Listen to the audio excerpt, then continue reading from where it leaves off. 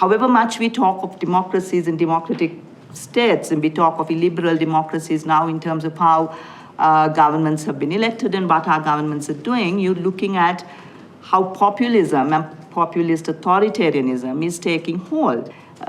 Today, we have democratically elected governments, and who is electing these governments, and on what basis and what ideological underpinnings actually promote that electoral process and that electoral thinking and that populace that elects, and how it now polarizes the question of sovereignty, of state security, the fear politics. I think we need to come to terms with that as well. It's not anymore a straightforward understanding of democracy, and we need to begin to put certain, maybe redefine democracy in terms of how we want it to be, and also redefine democracy in terms of the various configurations that today affect democratic practice.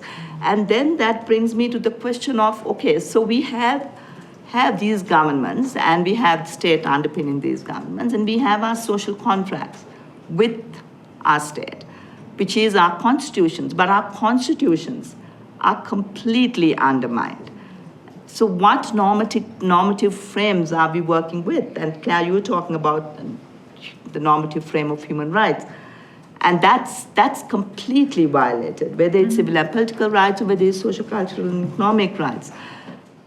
And we still cling to those normative frames. And I do need a normative frame, but I think we are beyond, I don't think we can leverage that anymore. Because the nature of our states have changed. Many of our states are not secular anymore. The ideology that underpins our states are very often ethno-nationalist or religious.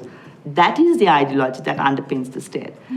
And so what's the social contract we have, particularly as women, as feminists? How do you deal with this emerging authoritarianism that's buttressed by these kinds of ideologies? And this another factor, I think, that maybe is not so relevant in Latin America, but that's certainly present in West Asia, in Asia, in parts of Africa, in East Asia, is violent extremism, non-state engagement in violent extremism that's underpinned by Islamophobia,